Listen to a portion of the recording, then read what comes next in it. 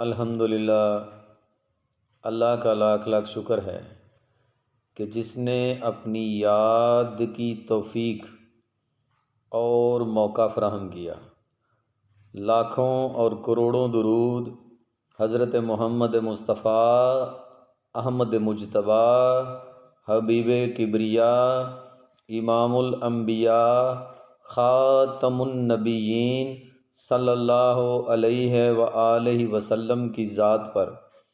کہ جن کے طفیل مالک الملک نے یہ مہربانی فرمائی۔ جب سے یہ کائنات بنی ہے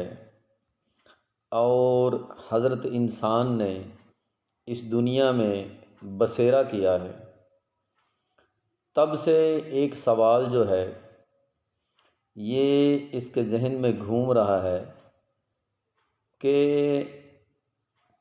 رب کو کہاں تلاش کیا جائے، رب ہمیں کہاں ملے گا، رب کا ٹھور ٹھکانہ کیا ہے۔ اور اس تلاش میں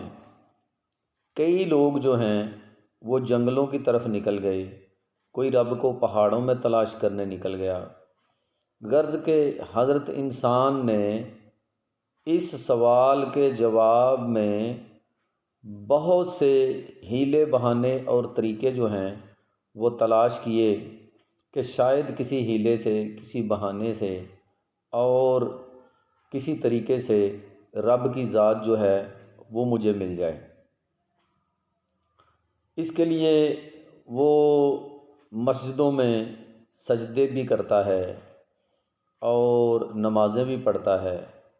حج بھی کرتا ہے، زکوٰۃ بھی ادا کرتا ہے۔ غرض کہ ہر طریقے سے اس نے رب کو پانے کی کوشش کی ہے۔ آج اس سوال کے جواب میں بھی آپ کو صوفیہ کا طریقہ بتاؤں گا کہ کس طرح صوفیہ جو ہیں وہ اپنے مطلوب یعنی رب کی ذات تک پہنچتے ہیں، اور کون سا مختصر اور آسان راستہ جو ہے وہ تلاش کرتے ہیں، اور اس راستے پہ اپنے مرشد کی رہنمائی میں تمام منازل کو عبور کرتے ہوئے رب کی ذات تک پہنچ جاتے ہیں۔ تو سب سے پہلے جو سب سے آسان راستہ ہے رب تک پہنچنے کا، وہ ہے اس کی مخلوق کا راستہ۔ جو شخص رب کو پانے کا طالب ہے اسے چاہیے کہ اس کی مخلوق سے بے لوث اور بے پناہ محبت کرے۔ رب کو اپنی مخلوق جو ہے وہ بڑی پیاری ہے۔ جن لوگوں نے بھی رب کی مخلوق سے محبت کے راستے کے ذریعے رب کو پانے کی کوشش کی، وہ 100% کامیاب ہوئے، اور اللہ نے انہیں اپنا مقرب بنا لیا، اپنے مقرب بندوں میں انہیں شامل کر لیا، اور وہ لوگ انتہائی آسانی سے اپنے مطلوب ذات حقیقی تک پہنچ جاتے ہیں۔ دوسرا طریقہ، نبی کریم صلی اللہ علیہ وسلم کی محبت کو دل میں بسانے کے ساتھ ساتھ ان کے ہر حکم کو آخری حکم سمجھ کر عمل کرنے کے ساتھ ساتھ اگلا طریقہ جو ہے وہ یہ ہے کہ جو شخص بھی چاہتا ہے کہ وہ رب کو تلاش کر لے، رب کو پالے، تو اسے باہر کہیں ڈھونڈنے کی ضرورت نہیں ہے، کیونکہ رب کی ذات جو ہے وہ اس کے دل کے اندر سمائی ہے۔ نحن اقرب علیہ من حبل الورید،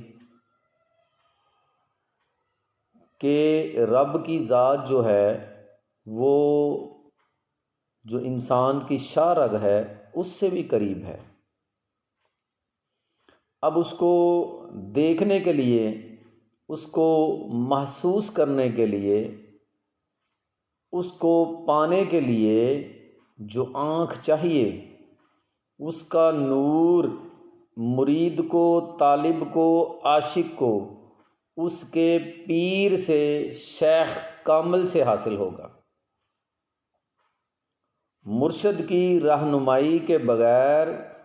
کوئی طالب، کوئی مرید، کوئی عاشق جو ہے وہ رب کی ذات کو نہیں پا سکتا۔ مرشد ہی وہ راستہ ہے، مرشد ہی وہ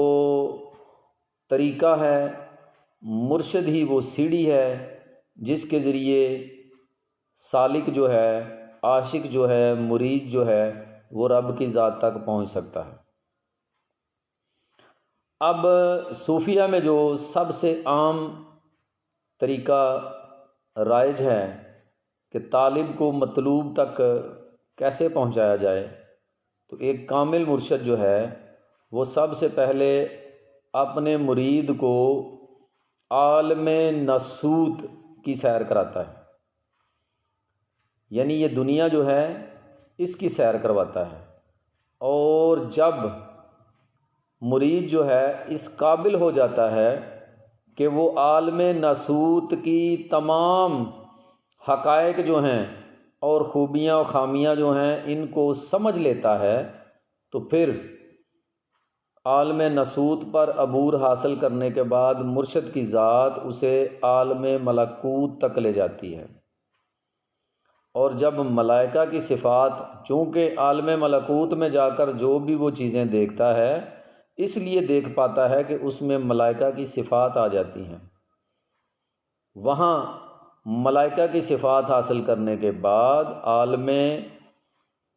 ملکوت پر عبور حاصل کرنے کے بعد اگلا مرحلہ جو ہے وہ عالم جبروت کا ہے۔ مرشد کی ذات کی رہنمائی میں عالم جبروت میں وہ تمام چیزیں جو تجلیاں اور نور اور حضرت جبریل علیہ السلام سے ملاقات، ساری چیزیں ان پر دیکھنے کے بعد اور ان پر عبور حاصل کرنے کے بعد پھر وہ عالم لاہوت میں چلا جاتا ہے۔ عالم لاہوت میں ساری انوار و تجلیات جو ہیں ان پر عبور حاصل کرنے کے بعد مرشد کی رہنمائی میں بار بار یہ ریپیٹ کر رہا ہوں کہ ایک کامل مرشد ہی یہ سارے کام کروا سکتا ہے اور اپنے مرید کو مقام ربوبیت تک پہنچا دیتا ہے۔ اس کے بعد آخری مقام جو ہے وہ مقام ربوبیت ہے۔ مقام ربوبیت پر پہنچ کر سالک، مرید یا عاشق اس کے دل سے سوائے اللہ کے باقی سارا ماسوا جو ہے وہ ختم ہو جاتا ہے، اس کی بشری جو حیثیت ہے وہ بھی ختم ہو جاتی ہے، وہ فنا فی اللہ ہو جاتا ہے اور آخر کار وہ اللہ کو پا لیتا ہے۔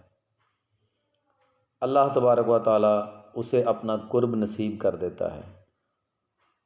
امید ہے جو طریقے میں نے آپ کو بتائے ہیں وہ آپ سمجھ گئے ہوں گے، آپ نے ذہن نشین کر لیے ہوں گے، اس پر عمل کر کے آپ رب کا قرب حاصل کر سکتے ہیں۔ یہی صوفیہ اور اولیاء کے طریقے ہیں، آپ ان پر عمل کر کے رب کے مقرب بندوں میں شامل ہو سکتے ہیں۔ میری دعا ہے کہ اللہ ہر طالب کو اس کا مطلوب جو ہے وہ عطا فرمائے۔